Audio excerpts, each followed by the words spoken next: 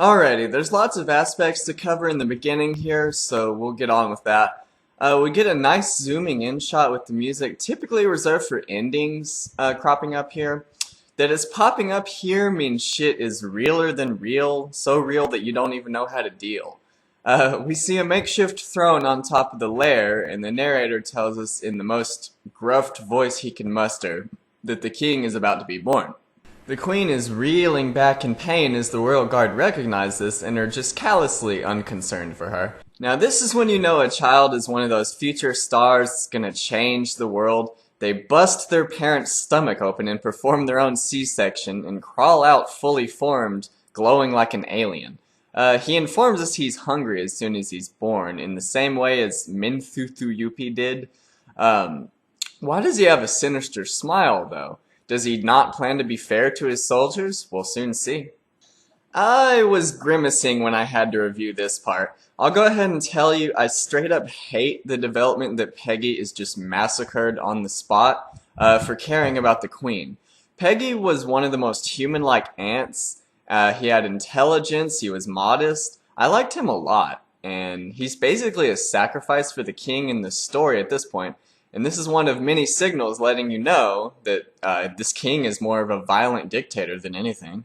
If you have a sick sense of humor, this next death is supposed to have a shade of humor to it, I think. The old tortoise ant is cut off in the middle of his sentence about a handkerchief, and I mean cut off, literally.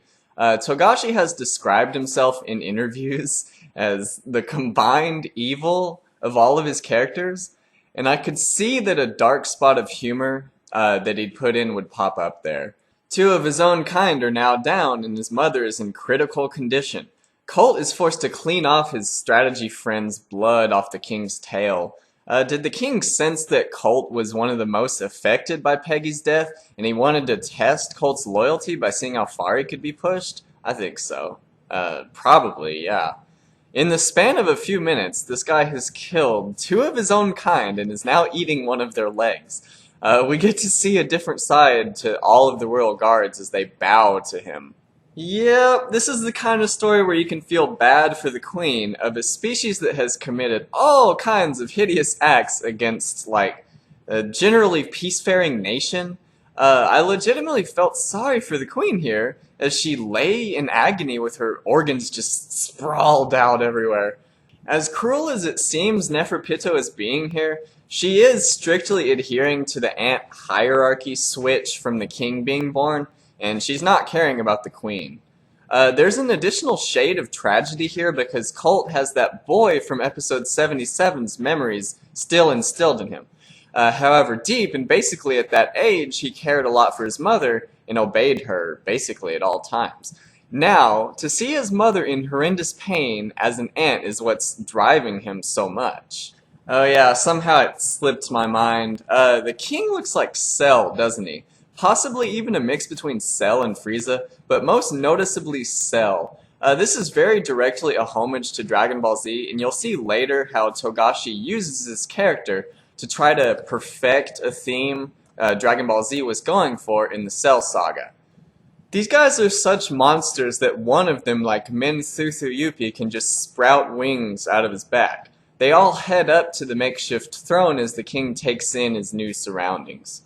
Just like when you eat at a Michelin star restaurant and you have your food placed just so and it's like $200 and it tastes really good, and then you have to go back to eating fast food, the king will only be sated by rare humans. Without a taste of them, I wonder if he'd have been fine with the meat in this scene if you just like added a little pepper to it. Just a joke though, because he'd have taken a hell of a lot longer to be born that way. Things really have quickly turned when the generally known to be violent ants are coming at you with a peace flag. Colt tells them that the king is already born, and this surpasses their expectations. You have to remember that they were operating with the shortest time frame the king could conceivably be born in, and he was born faster than that. I agree with Colt that they're demons. Even though they're all characters I like except the king at this point because he's too needlessly violent. Just having a badass design doesn't excuse you if you kill your own and severely injure your own mother without concern, bud. Maybe later. This scene right here almost makes me sick. Imagine being that child and seeing an unknown life form fly down, behead your parents, and then walk towards you after they talk about the deliciousness of brains. I was utterly shocked that they showed this. Again, Madhouse is religiously true to the manga. A kid killed and her brain eaten. Although you don't hear any of it, thankfully, because that would be extremely excessive, is still horrifying. It's shown conservatively, at least. And Madhouse could have changed the child to an adult here, and it would have had no effect on anything, but nope. Full speed ahead, they say. The king is just an utter dick at this point when Neferpitou is just trying to offer advice, and he slams Pitou's jaw with the intent to kill. Neferpitou has basically been acting like your right hand to this point, dude. Don't smack her like that. Pretty much delighting in the situation because of their newfound freedom, other ants show up and gather to leave this cave they probably don't want any part of. They probably want to explore the world, feasting upon all they can and enjoying the hunt. Now they no longer have quotas and can basically enjoy themselves. Colt, Moral, and Nav work out a deal and say Colt can come with them to try to solve this mess, but he's gonna have to talk to the chairman to have any chance. We end the scene on the light note of the bet. Yay! It looks like Nav was right all along, as all four of them step out of the truck, and nope, that's quickly thrown out the window. Since you can see Gon has the Nin negator on his shoulder. Things get pretty silent from here as Gon whimperingly asks Knuckle to save Kite in his stead. Like a true bro, Knuckle agrees. This is a very neat subversion, because normally at this juncture, Gon would have won and would have been on his way, you know, to the impossible battle ahead to save Kite. And this is all to save Kite, he thinks. Boy, is he in for a rude awakening. Two birds circle overhead that are obviously supposed to symbolize Gon and Killua. They circle around and meet each other again and again. And symbolically, this probably means that no matter where the stream of life takes them, they can't be separated. Gon feels like absolute trash for being so weak. Not only does he have to shoulder the fact that Kite is out there somewhere with an arm lopped off, he now has to shoulder the fact that he was too weak to even have the chance of rescuing him.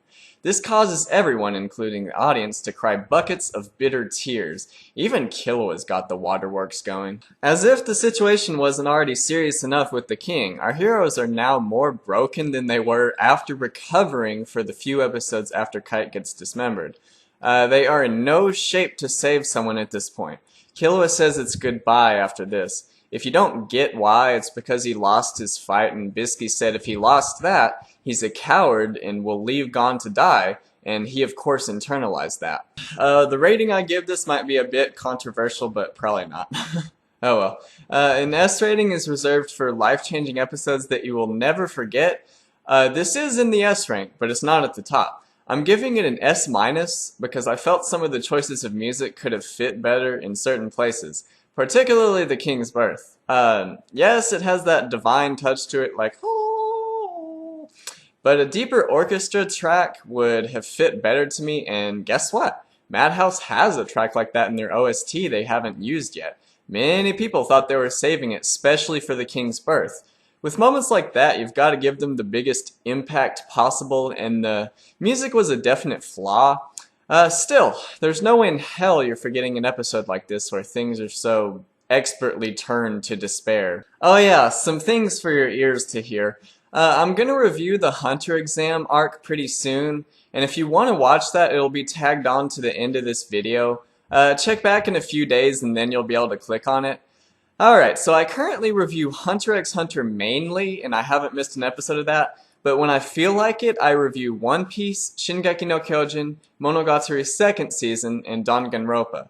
I'm probably going to review at least Shingeki today. Monogatari is very hard to review since I haven't read the light novels, so I might not review that. And yeah, because I don't have a true understanding of everything either. This is just the beginning of my channel, and barring death by randomly choking on a marshmallow, I'm gonna be reviewing for years at least, so stick around if you want. Thanks for watching, guys. See you later.